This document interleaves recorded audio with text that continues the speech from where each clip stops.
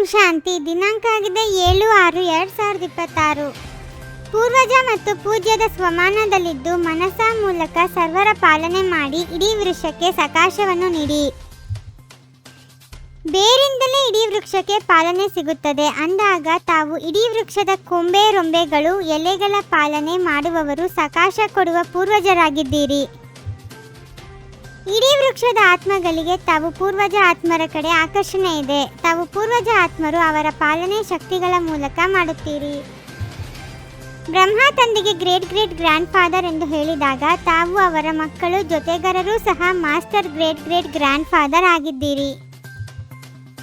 ದಯಮಾಡಿ ಎಂದು ಅವರು ಕೂಗುತ್ತಿದ್ದಾರೆ. ಈಗ ಸಮಯದನುಸಾರ ತಾವೆಲ್ಲ ಪೂರ್ವಜ ಆತ್ಮರು ಆತ್ಮಗಳಿಗೆ ಶಕ್ತಿಗಳ ಮೂಲಕ ಪಾಲನೆ ಮಾಡಬೇಕಾಗಿದೆ.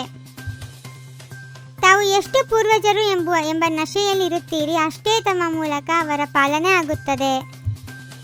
ತಂದೆ ತಾವು ಮಕ್ಕಳಿಗೆ ಭಿನ್ನ ಭಿನ್ನ ಶಕ್ತಿಗಳ ಮೂಲಕ ಪಾಲನೆ ಮಾಡಿದ್ದಾರೆ. ಅದೇ ರೀತಿ ಇಡೀ ವೃಕ್ಷದ ಕೊಂಬೆ ರೆಂಬೆಗಳ ಎಲೆಗಳ ಪಾಲನೆ ಮಾಡುವುದು ಈಗ ತಮ್ಮ ಕರ್ತವ್ಯವಾಗಿದೆ. ತಮಗೆ ಕಾಯ್ದೆ ಪ್ರಮಾಣ ಕೀರ್ತನೆ ಆಗುತ್ತದೆ. ಯಾರದ್ದೂ ಈ ರೀತಿ ಗಾಯನ ಆಗುವುದಿಲ್ಲ ಅಂದಾಗ ತಾವು ಪೂರ್ವಜರ ಜೊತೆ ಪೂಜ್ಯರೂ ಆಗಿದ್ದೀರಿ. ಎಲ್ಲ ಮಕ್ಕಳು ಪುರುಷಾರ್ಥ ಬಹಳ ಚೆನ್ನಾಗಿ ಮಾಡುವುದು ಬಾಪ್ದಾದರವರು ನೋಡಿದ್ದಾರೆ. ಆದರೆ ಸದಾ ಎಂಬ ಶಬ್ದ ಪ್ರತಿಯೊಬ್ಬರೂ ತಮ್ಮ ಪುರುಷಾರ್ಥದಲ್ಲಿ ಸೇರಿಸಿಕೊಳ್ಳಬೇಕಾಗಿದೆ. ಕೇವಲ ವಾಚಾ ಸೇವೆ ಅಲ್ಲ, ಸೇವೆ ಮಾಡುತ್ತೀರಿ ಅಂದಾಗ ಒಂದೇ ಸಮಯದಲ್ಲಿ 3 ಸೇವೆಗಳನ್ನು ಒಟ್ಟಿಗೆ ಮಾಡಿ. ಮನಸ್ಸ ಮೂಲಕ ಸಕಾಶ ಕೊಡಿ, ವಾಚಾ ಮೂಲಕ ಜ್ಞಾನವನ್ನು ಕೊಡಿ ಮತ್ತು ಕರ್ಮನ ಅರ್ಥಾತ್ ತಮ್ಮ ಸಂಪರ್ಕ ಸಂಬಂಧದ ಮೂಲಕ ಸೇವೆ ಮಾಡಿ. ಸೇವೆಯಂತೂ ಮಾಡುತ್ತೀರಿ, ಆದರೆ ಸೇವೆಯಲ್ಲಿ ತಮಗೆ ಮತ್ತು ಜೊತೆಗಾರರ ಸಂತುಷ್ಟತೆ ಇರಬೇಕು. ಏಕೆಂದರೆ ಸೇವೆಯ ಫಲ ಸಂತುಷ್ಟತೆ ಮತ್ತು ಖುಷಿಯಾಗಿದೆ.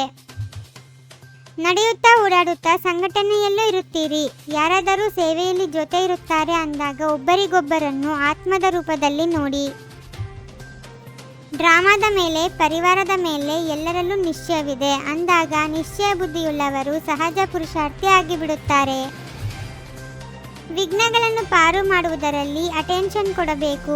ಅದರಿಂದ ಪರಿವಾರವನ್ನು ತಿಳಿದು ಪರಿವಾರದ ಜೊತೆ ಪ್ರೀತಿ, ಒಬ್ಬರಿಗೊಬ್ಬರು ತಿಳಿಯುವುದು ಬಹಳ ಅವಶ್ಯಕತೆ ಇದೆ.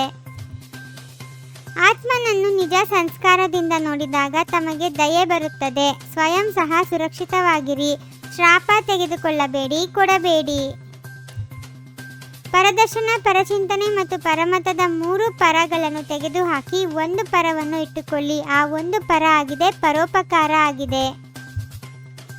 ಪ್ರತಿನಿತ್ಯ ರಾತ್ರಿ ನಿದ್ರೆ ಮಾಡುವ ಮೊದಲು ಬಾಗ್ದಾದರವರಿಗೆ ಗುಡ್ ನೈಟ್ ಹೇಳುವುದರ ಮೊದಲು ತಮ್ಮ ಪೂರ್ತಿ ಲೆಕ್ಕವನ್ನು ಕೊಡಬೇಕು. ಸ್ವಸ್ಥಿತಿಯ ಮೂಲಕ ಸರ್ವ ಪರಿಸ್ಥಿತಿಗಳನ್ನು ಪಾರು ಮಾಡುವಂತಹ ನಿರಾಕಾರಿ ಅಲಂಕಾರಿ ಭವ. ಸ್ವಯಂನಲ್ಲಿ ಆತ್ಮಿಕ ಭಾವದಿಂದ ನೋಡುವುದರಿಂದ ಭಾವ ಸ್ವಭಾವಗಳ ಮಾತುಗಳು ಸಮಾಪ್ತಿ ಆಗಿಬಿಡುತ್ತವೆ ಹಾಗೂ ಎದುರಿಸುವ ಸರ್ವಶಕ್ತಿಗಳೆಲ್ಲವೂ ತಮ್ಮಲ್ಲಿ ಬಂದು ಬಿಡುತ್ತದೆ. ಸಂಕಲ್ಪದ 1 ಹೆಜ್ಜೆ ತಮ್ಮದಿದ್ದರೆ ಸಹಯೋಗದ 1000 ಹೆಜ್ಜೆಗಳು ತಂದೆಯದ್ದಾಗಿರುತ್ತದೆ. ಓಂ ಶಾಂತಿ. 21 ಜನ್ಮಗಳಿಗೆ 21 ಪರಮಾತ್ಮನ ಮಹಾವಾಕ್ಯಗಳನ್ನು ಆಲಿಸಿ ಹಾಗೂ ನಿಮ್ಮದಾದ ಈ ಚಾನಲ್ಗೆ ಲೈಕ್ ಮಾಡುವುದನ್ನು ಮರೆಯದಿರಿ.